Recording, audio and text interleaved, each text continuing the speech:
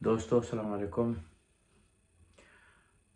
आतंककथा जी ईंदड़ क़िस्त कुछ ॾींहंनि में पेश कंदुसि, पर अॼु मां सिंध में प्राइमरी एजुकेशन जे बारे में कुझु ॻाल्हाइणु चाहियां थो। हीउ स्कूल जेको हाणे तव्हां ॾिसी रहिया आहियो, इहो हाला तहलके में खंडू रोड ते वाक़िअ वली मोहम्मद निज़ामाणी आहे, जिते मां 2021 में वियो हुउसि।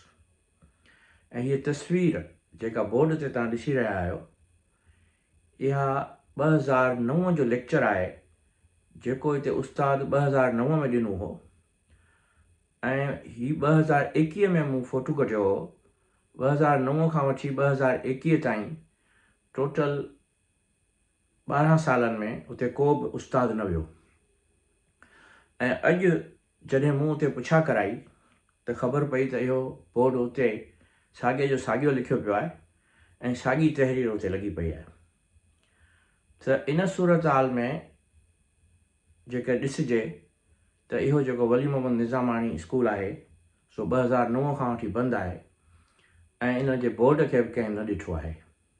मगर हिते मौजूदु जेके उस्ताद आहिनि उन्हनि जूं पघारूं जारी आहिनि। हिते खां वेझो असांजो स्कूल आहे, हाई स्कूल आहे, Mohammad Abro memorial high school, जंहिंमें वली मोहम्मद निज़ामाणी जा ॿार पढ़नि था ऐं उन्हनि खे ट्रांसपोर्ट प्रोवाइड कई थी वञे ऐं उन्हनि खे पढ़ाइण जे लाइ 5 जमात जी जेका तइलीम आहे उहा उते जा टीचर्स,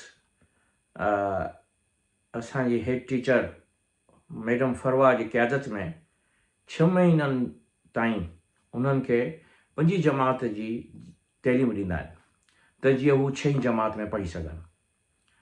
ऐं उन स्कूल में जेका तइलीम ॾिनी थी वञे उन जे नतीजे में उते जा ॿार जेॾीमहिल मैट्रिक पास कनि था त हू या त पब्लिक हाई स्कूल में हैदराबाद में स्कॉलरशिप हासिलु कनि था जेका सिंध एजुकेशन फाउंडेशन ॾींदी आहे, या कुझु अहिड़ा बि आहिनि जेके अब्दुल कदीर ख़ान अकेडमी जेका इस्लामाबाद में आहे उते जी स्कॉलरशिप हासिलु कनि था।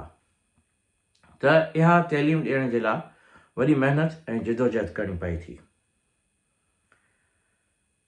अर्ज़ु ही करिणो आहे त जेकॾहिं असांजी प्राइमरी तइलीम जी इहा ई हालति रही त हिन क़ौम जो नौजवान उन ई तरफ़ वेंदो जेॾां उन खे सियासत जा कारिंदा मोकिलींदा या जेके असांजी मुआशिरे में मौजूदु कामोर आहिनि उहे उन्हनि खे मोकिलींदा।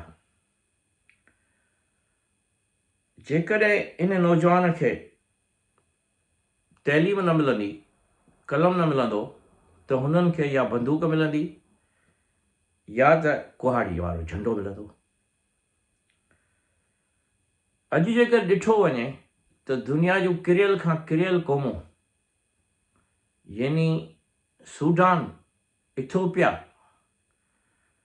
ऐं यमन ऐं साउथ अमेरिका जूं क़ौमूं उहे बि हिन वक़्तु तइलीम ते कंप्रोमाइज़ नथा कनि, छो जो हुननि खे ख़बर आहे त जेके असांजो नौजवान आहे उहो जेॾीमहिल उभरे थो त हुनखे जेकर तइलीम न हूंदी त न सिर्फ़ु हू हुकूमत जे लाइ उनजी इकोनॉमी खे ते बर्डन बणिजे थो, पर हू पंहिंजी फैमिली ते बि बर्डन बणिजे थो ऐं पंहिंजी फैमिली खे बि डिस्टर्ब करे थो।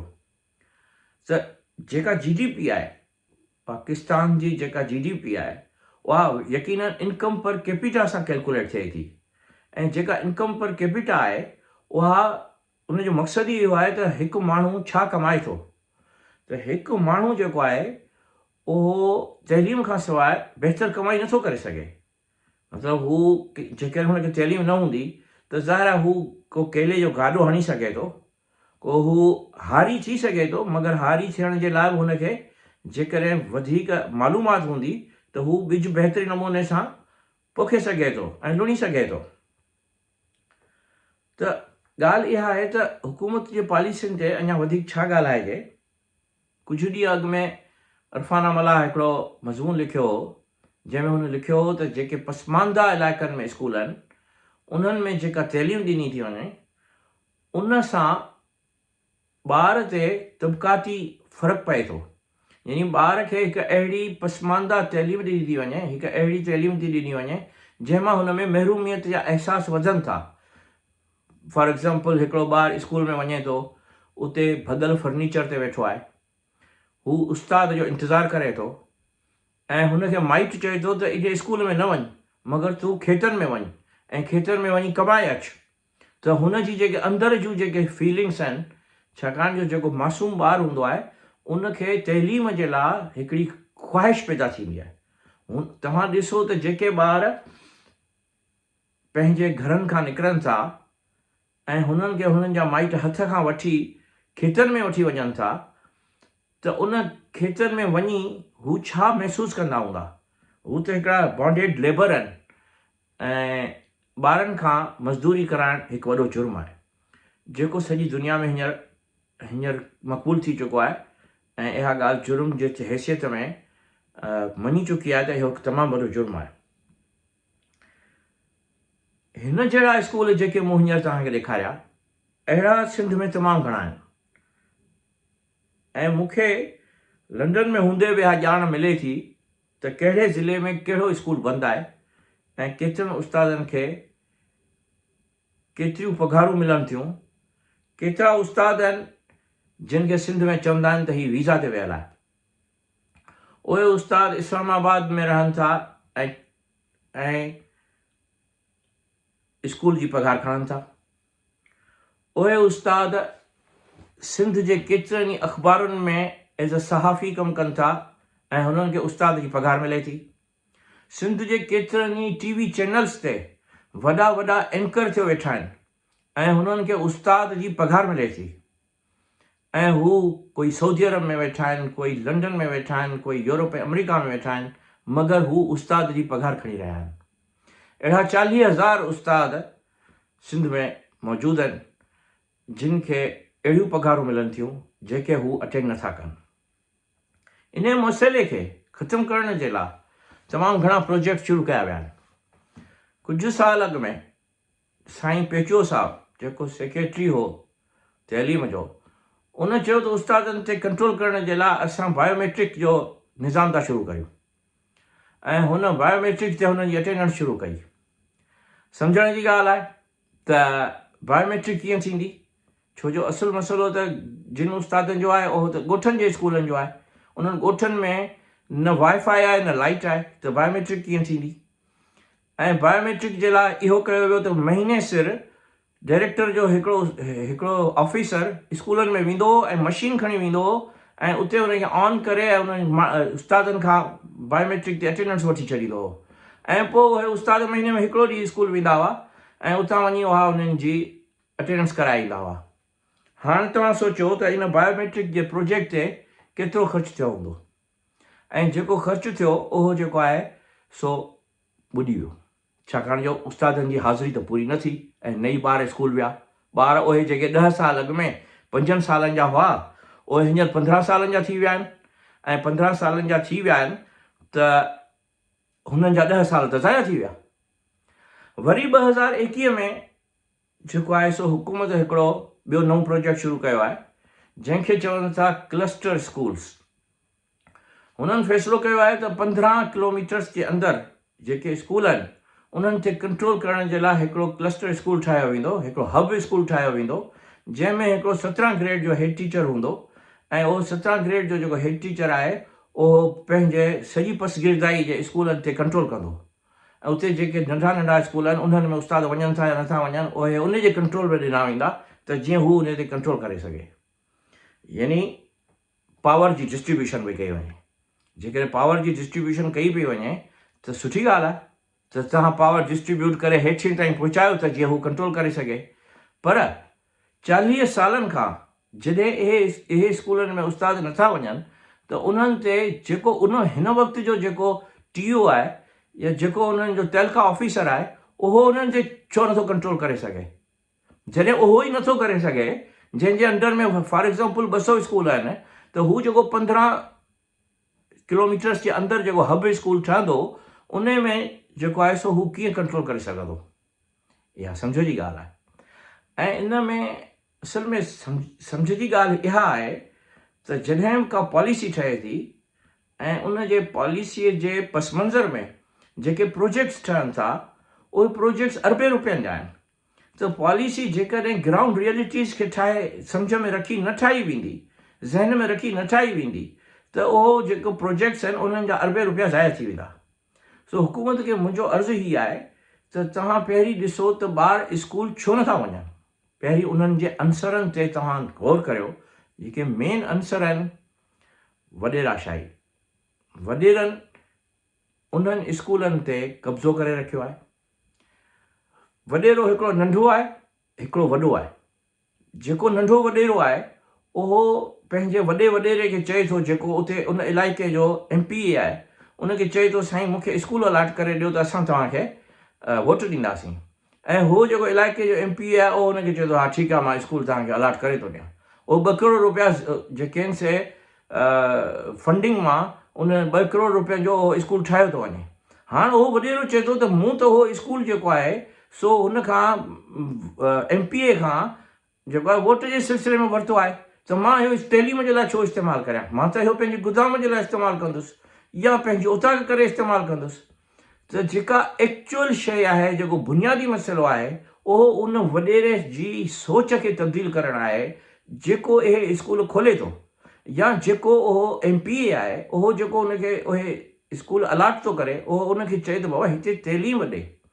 छो जो हू उन लालच जे सफ़र में एतिरो त महव थी चुको आहे जो हुनखे इहा सम्झ नथी अचे त हिन स्कूल में जेके ॿार वञनि था, या हिन ॻोठ में या हिन पूरे इलाइक़े में जेके ॿार रहनि था, उहे जेकॾहिं स्कूल न वेंदा त उहे अहिड़ा धाड़ेल ऐं दहशतगर्द थींदा जेके तुंहिंजे ई माइटनि खे ऐं तुंहिंजे ई पाड़ेसरनि खे मारींदा। इहा मां गुज़ारिश करणु थो चाहियां त इन खे पहिरीं ॾिठो वञे त उते हिकिड़ो इहो वॾो मसइलो आहे वॾेराशाही जो। ॿियो मसइलो आहे औरतुनि जी तइलीम जो, कि औरतुनि खे सुजाॻी आहे मगर उन्हनि जा जेके मुड़ुस हारी आहिनि उन्हनि जे ज़हन में इहो आहे त असांजूं नियाणियूं स्कूल कोन पढ़ंदियूं, छो जो नियाणियूं स्कूलनि में पढ़ण लाइ न हूंदियूं आहिनि। इन जो पस मंज़र वॾे में वॾो इहो आहे त उन इलाइक़े में क़ुर जी जेका तइलीम ॾिनी वञे थी उहा बग़ैर कंहिं सम्झ जे, बग़ैर तर्जुमे पढ़ण जे, बग़ैर कॉन्सेप्ट खे सम्झण जे तइलीम ॾिनी वञे थी। ऐं उहा क़ुर जे उबत इहा तइलीम ॾिनी वञे थी जंहिंमें इहो सम्झायो वञे थो त औरत जॾहिं समाइजंदी आहे त उन खां पोइ उनखे पर्दो करायो वञे। उनखे सवाइ क़ुर जी तइलीम जे, रटे हणण जी तइलीम जे ॿी का तइलीम न ॾिनी वञे। तंहिंजे करे जेके उते उन्हनि इलाइक़नि में जेके माइट आहिनि उहे पंहिंजी नियाणियुनि खे स्कूलनि मां खणी था छॾीनि जॾहिं हू सामाइजी वञनि थियूं। मां इन सॼे सिलसिले खे 10 सालनि खां 12 सालनि खां इन जिदोजहद में तमामु घणो कमु करे रहियो आहियां। मां अहिड़नि स्कूलनि खे आबाद कयो आहे जिन स्कूलनि में इहे माइट हुआ, असां उन्हनि खे एजुकेट कयोसीं त हीअ ॻाल्हि सही कोन्हे। क़ुर जो तर्जुमो असांजे स्कूल में बि पढ़ायो वञे थो ऐं तव्हांजे नियाणियुनि जी हिते बि इज़त कई वञे थी। हिते साइंस जी तइलीम ॾियणु ज़रूरी आहे। तॾहिं पोइ आहिस्ते आहिस्ते उहे स्कूल असांजा वधिया आहिनि। मां उन जे बारे में पंहिंजी ऑटोबायोग्राफी में हिकु स्कूल करे ऐं ॿुधाईंदुसि। मगर हिन वक़्तु मां इहा गुज़ारिश करणु थो चाहियां त हिननि प्रोजेक्ट्स खे जेको आहे उहो जेको क्लस्टर स्कूल्स जो प्रोजेक्ट आहे उहो 2021 खां वठी प्रोसेस में आहे, मगर अञा ताईं इम्प्लीमेंट कोन थियो आहे। इहे 5 साल विया, उहे 5 साल उन्हनि ॿारनि जो छा थींदो जिन खे स्कूल वञिणो हो। मां हुकूमत खे इहा गुज़ारिश थो करियां त तव्हां अहिड़ा प्रोजेक्ट्स ठाहियो जंहिंमें उन्हनि अंसरनि खे ज़हन में रखो। मसलन वॾेराशाही उनखे ख़तमु करियो। तव्हां पंहिंजे इलाइक़े जे MPA खे चओ त इहो एटीट्यूड यानी तव्हां वोट वठण लाइ जेको एटीट्यूड रखो था त नंढे वॾेरे खे स्कूल जी बिल्डिंग ॾियो था, उहो चेंज करियो। उन्हनि खे चओ न ही स्कूल तइलीम जे लाइ, तॾहिं तव्हांजो इलाइक़ो सुधरंदो ऐं तव्हां पाण बि उजागर थींदव। ऐं ॿी ॻाल्हि इहा आहे त इन्हनि शयुनि खे ज़हन में रखी करे जेका हिन वक़्तु सूरत हाल आहे, यानी तव्हां इहो एक्सक्यूज़ ॾियो था त हिते फर्नीचर कोन्हनि, हिन में पूरा कमरा कोन्हनि, बेशक सही आहे, जेके नंढा स्कूल आहिनि उन्हनि में पूरा कमरा कोन्हनि, फर्नीचर कोन्हे, मगर ॿारु उते बि वञी सघे थो। तव्हां जीअं ॿार खे स्कूल में मोकिलींदव त हुन जी जेका शऊर जी कैफ़ियत आहे उहा उभरणु लॻंदी। ऐं जॾहिं इहो उस्तादु उते वेंदो त उहो ॿारनि खे जॾहिं पढ़ाईंदो त उहो सॼो ॻोठु जेको आहे सॼे ॻोठ जो एनवायरमेंट ठीकु थींदो। त अहिड़ा प्रोजेक्ट्स ठाहियो जंहिंमें इन्हनि फैक्टर्स ते कंट्रोल करे सघिजे। यानी इल्मु जेको आहे उहो कंहिं बिल्डिंग जो नालो न आहे जो चइजे त यार उहो ॾिठो मां 40,000 उस्ताद अपॉइंट करे छॾिया। हीउ ईअं न आहे जो चइजे त मां 12 माड़ जी बिल्डिंग ठाहे छॾी। इल्मु जेको आहे सो ज़हन जी रोशनी आहे, उन सां एटीट्यूड्स चेंज थींदा आहिनि, उन सां माण्हुनि जे रवैयनि में चेंज ईंदी आहे। ॻोठ में जेको घरु आहे उन जी न्याणी जेकॾहिं पढ़े थी त हुनखे इहो शऊर मिले थो त कहिड़े नमूने सां प्रेगनेंसी खे डील कजे, कहिड़े नमूने सां बाथरूम्स जो यूज़ कजे, कहिड़े नमूने सां वॾनि जी इज़त कजे, कहिड़े नमूने सां टेक्नोलॉजी खे अडॉप्ट कजे। त इन्हनि रवैयनि खे ज़हन में रखी करे अहिड़ा प्रोजेक्ट्स ठाहियो जो उन्हनि रवैयनि में हुननि जे चेंज अचे। इन सिलसिले में मां हाज़िर आहियां, जेकॾहिं हुकूमत जॾहिं बि चाहे त मां हुन सां गॾिजी कमु करण लाइ तयारु आहियां। वॾी महिरबानी।